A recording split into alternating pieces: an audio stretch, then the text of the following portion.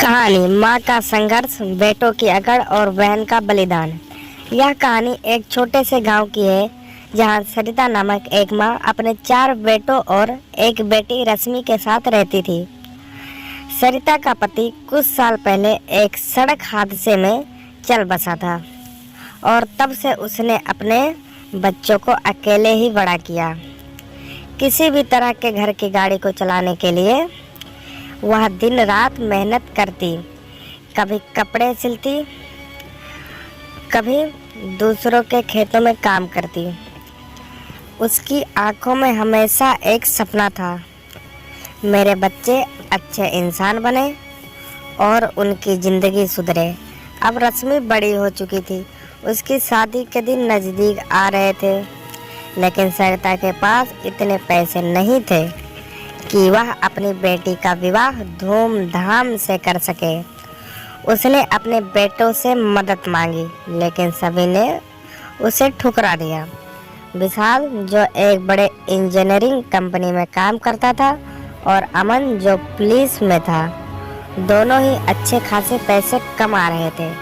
लेकिन जब माँ ने उन्हें रश्मि की शादी के लिए मदद करने कहा, तो उनका जवाब था, माँ, तुम जानती हो कि मेरे पास वक्त नहीं है। मुझे अपनी नौकरी और घर के खर्चे के लिए पैसे चाहिए।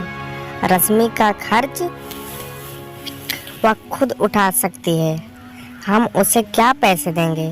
विशाल ने यह शब्द तल्खी से कहे। अमन ने भी कहा, माँ, शादी के खर्चे इतने बड़े होते हैं, मुझे नहीं लगता कि मुझे अपनी मेहनत की कमाई इसे देने के लिए खर्च करनी चाहिए। सरिता को बहुत दुख हुआ।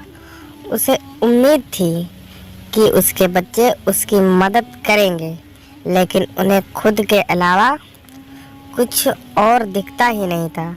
रश्मि ने यह सब सुना और उसने अपनी माँ की चिंता को महसूस किया। उसने सोचा, मेरे भाई अमीर होने के बावजूद अगर वे मदद नहीं करेंगे तो मैं खुद पर निर्भर होकर अपनी शादी का खर्च उठाऊंगी। रश्मि ने एक छोटी सी नौकरी शुरू की और अपनी माँ के साथ मिलकर पैसे जमा करने लगी। उसने तय किया कि वह अपनी शादी के लिए खुद ही सब कुछ करेंगी, ताकि माँ को कोई भी तनाव ना हो। इस दौरान सरिता ने अपने बच्चों से कई बार बात की, लेकिन विशाल और अमन ने अपनी नकारात्मकता से उसका दिल और भी तोड़ दिया। दिन गुजरते गए और रश्मि की मेहनत रंग लाई। उसकी शादी का दिन नज़दीक आ गया, लेकिन अब भी पैसों की कमी थी। सरिता का मन बहुत उदास था, क्योंकि वह जानती थी उसके बच्चों की मदद के बिना रश्मि की शादी संभव नहीं हो सकती थी। फिर एक दिन सरिता ने ठान लिया कि वह अपने बेटों से आखिरी बार बात करेंगी। उसने दोनों को घर बुलाया। विशाल और अमन दोनों अपने अपने कामों से लौटे और घर पहुंचे। तुम दोनों की क्या सोच है? सरिता ने गंभीरता से पूछा। रश्मि की शादी के लिए तुम्हारे पास कोई पैसा नहीं है, जबकि तुम्हारे पास बहुत है। क्या तुम्हारी जिम्मेदारी सिर्फ खुद तक सीमित है? क्या तुमने कभी अपनी बहन के लिए कुछ करने का सोचा? विशाल और अमन चुप थे और सरिता की बातों ने उन्हें अंदर तक छुआ। सरिता ने आगे कहा, तुम यह एहसास नहीं हुआ कि जो तुमने पाया है वह सिर्फ तुम्हारी मेहनत का नतीजा नहीं, बल्कि मैं, तुम्हारी माँ ने भी तुम्हारे लिए बहुत कुछ किया है। मैं आज भी दिन रात काम करती हूँ ताकि तुम्हारी ज़िंदगी आसान हो, और तुम दोनों ने कभी भी मेरी मदद नहीं की। क्या यह परिवार ऐसा होना चाहिए? उसकी बातों में एक गहरी वेदना थी। सरिता का गुस्सा और दुख दोनों ही साफ नजर आ रहे थे। अमन की आंखों में आंसू आ गए और वह धीरे से बोला, माँ, मुझे अब समझ में आ गया है, हम कितने भी बड़े हों, जाएं। हमारे पास जो कुछ भी है वह हमारे परिवार की वजह से है। हमें अपनी जिम्मेदारी निभानी चाहिए। विशाल ने भी सर झुकाया और कहा, माँ, मैं तुमसे माफ़ी चाहता हूँ।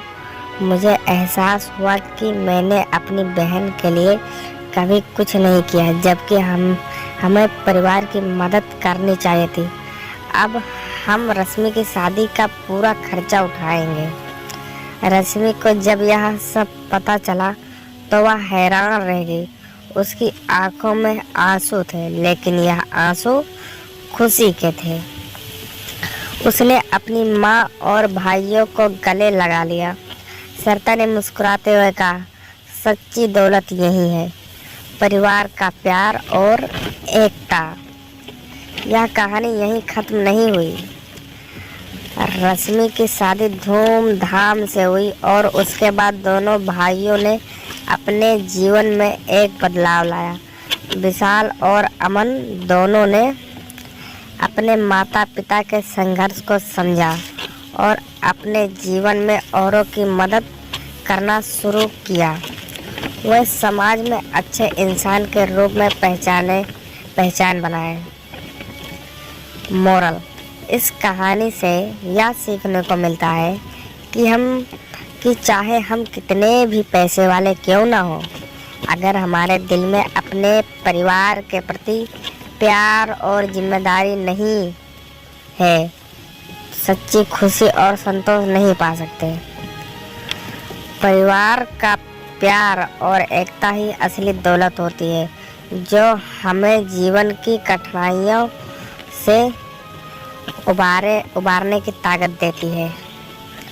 तो इस कहानी से आप लोग ने क्या समझा, कमेंट बॉक्स में ज़रूर बताएं एंड चैनल को